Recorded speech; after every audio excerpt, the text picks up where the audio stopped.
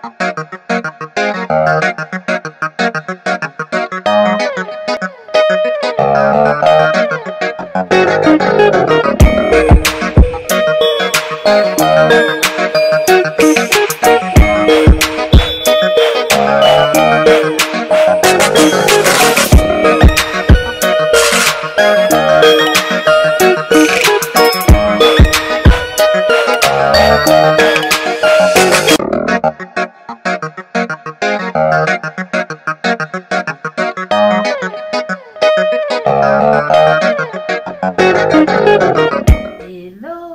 everyone, j'espère que vous allez bien. Welcome back to Spill It Show. Soyez les bienvenus, en tout cas dans cette chaîne.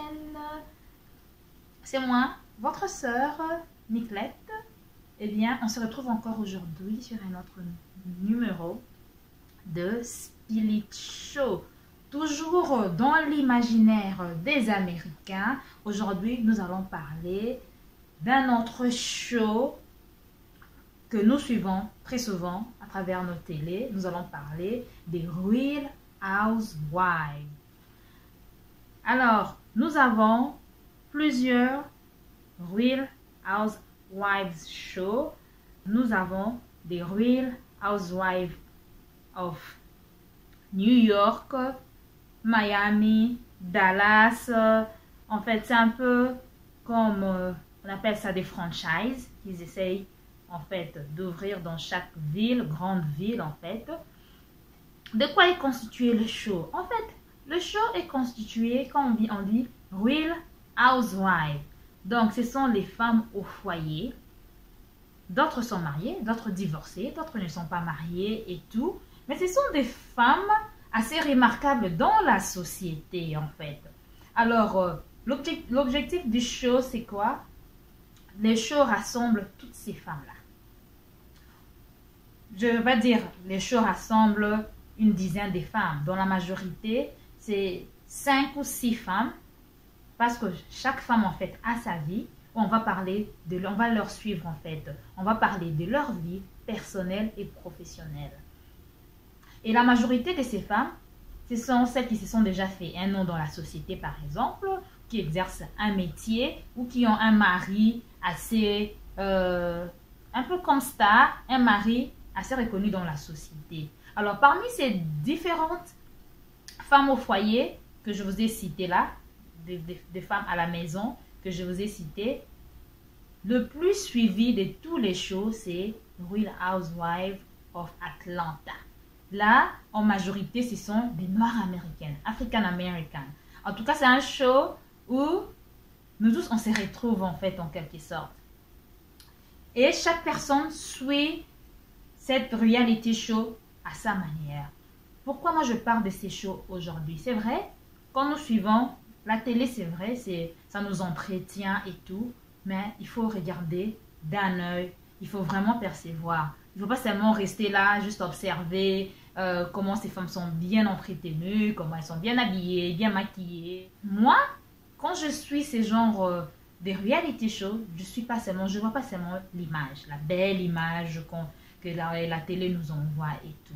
À travers chaque femme, je vois des femmes épanouies, par exemple. Je vois des femmes qui se battent pour créer leur propre business.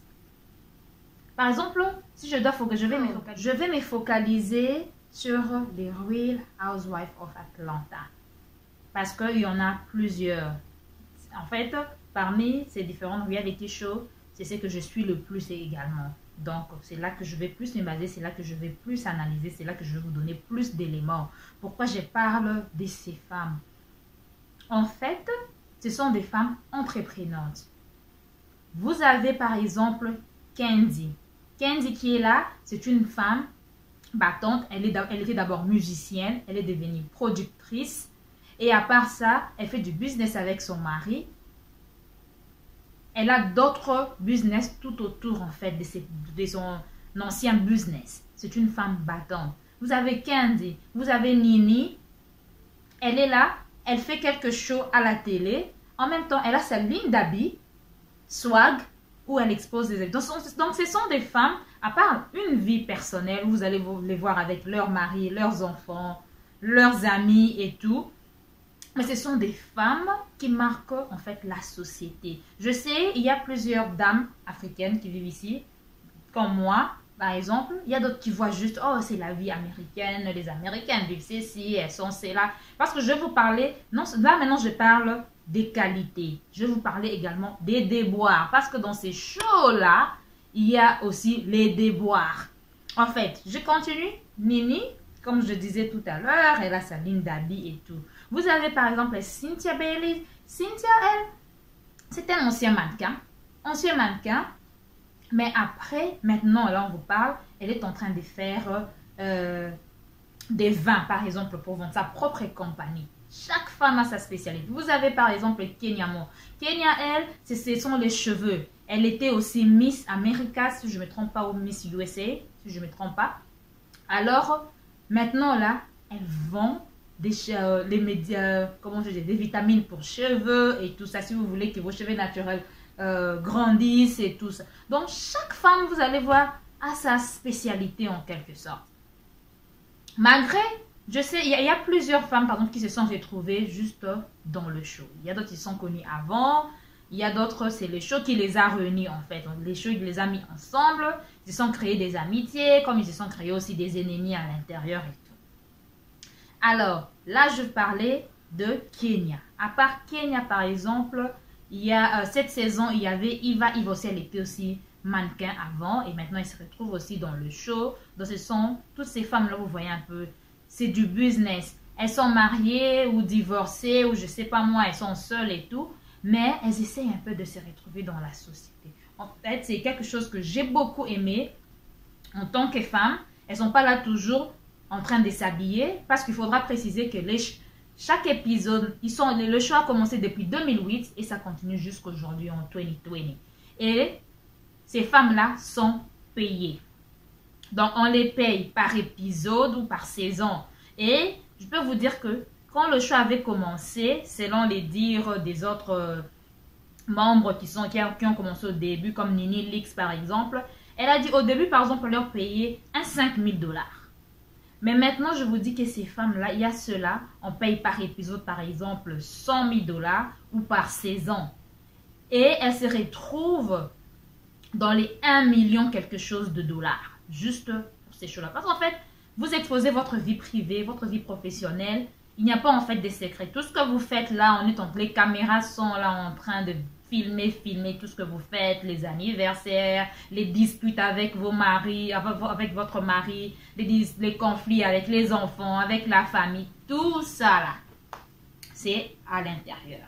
Alors, c'est vraiment un show à suivre, c'est très bien, c'est très émouvant. Là, je vais vous parler des avantages. Donc, ce sont des femmes, elles sont payées, elles s'habillent bien et tout.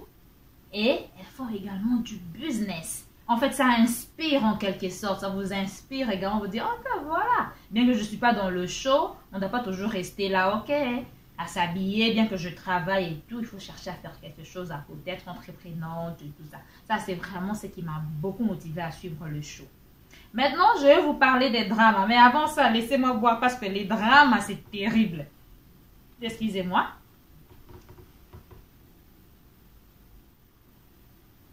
Now, concernant les dramas,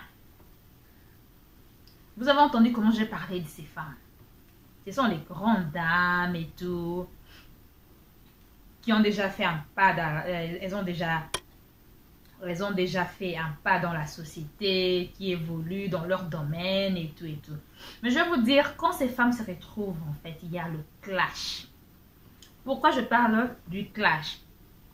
Quand elles se retrouvent, il y a toujours des conflits. Là, on dit là où il y a plein de femmes, il y a telle personne, il y a des calomnies, voilà, il y a telle personne qui a reporté telle nouvelle, il y a telle personne qui a fait ceci, cela, l'autre elle a parlé du mari de l'autre, l'autre elle a parlé de la vie de l'autre et tout ça. Donc, vous voyez un peu dans un cercle où il y a plein de femmes et tout, il ne manque pas de problèmes. Alors, vous verrez, là, ça c'est le côté, je peux dire, un peu négatif de la culture américaine. Non seulement dans le show, vous verrez les Américaines quand elles ont un problème, par exemple. D'abord, les Américains, ils parlent très fort.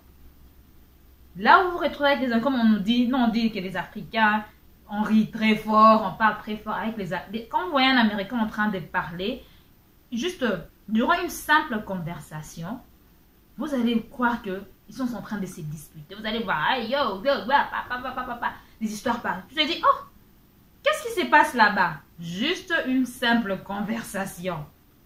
C'est comme ça que les Américains sont. Alors, du côté des dames, ce que j'ai remarqué, c'est quand il y a dispute, ça finit toujours par une bagarre. Je me demande, vous allez voir de grandes dames, vous avez vu à travers, par exemple, d'Internet, les dames en train de se battre dans la rue.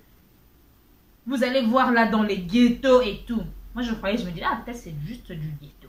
Non, même à la télé, reality show, on voit, vous allez voir à travers ces shows, elles vont commencer à se disputer. Elles vont se jeter les bouteilles, je sais pas moi, les verres. Il y a d'autres même qui se sont tenus comme ça, avec les abîmes. Ce que je veux dire, c'est que au lieu de terminer une dispute, respectez avec un peu de respect et tout, vous mettez carte sur table, vous parlez comme des grandes personnes. Les Américaines en viennent toujours au mas. C'est toujours, toi tu avais dit ceci, toi tu avais dit, hey, tu parles avec moi, F you, F A F, et des F sort là, et des B sort là-bas. Donc vous voyez un peu ce que je veux dire. Donc, c'est en fait le revers un peu des shows américains. Alors, quand vous voyez des grandes dames pareilles, vous vous dites, oh mon Dieu, ces femmes ont des enfants. Et leurs enfants, de fois, sont assis à la maison. C'est comme ça qu'ils vont voir les parents et tout. Mais non, elles s'en foutent. En fait, c'est leur culture. C'est tout à fait normal. C'est comme chez nous.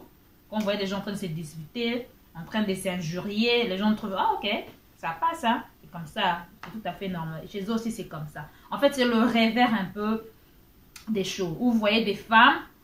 Et de fois, ça incite aussi d'autres femmes en suivant ces shows, par exemple.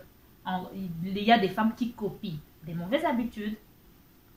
Ils vont se dire, voilà, tel Américain, d'ailleurs, son mari avait fait ceci, elle avait répondu, elle avait fait, et puis quoi encore? Nous sommes aux États-Unis où il y a plein de droits. Moi, ceci, je dois faire, je le fais. Et puis quoi encore?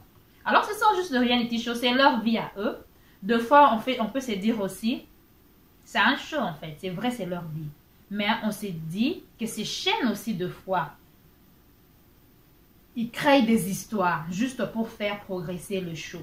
Et non, on croit que voilà, non, c'est sa vie, c'est comme ça qu'elle a vécu. Il faut faire très attention, il ne faut pas tout copier. Donc, tout ce qu'on suit à la télé, donc il faut être prudent. Copier ce qui est bien et, n'est-ce pas, jeter ce qui est mauvais. Donc, j'allais parler un peu des Real Housewives of Atlanta.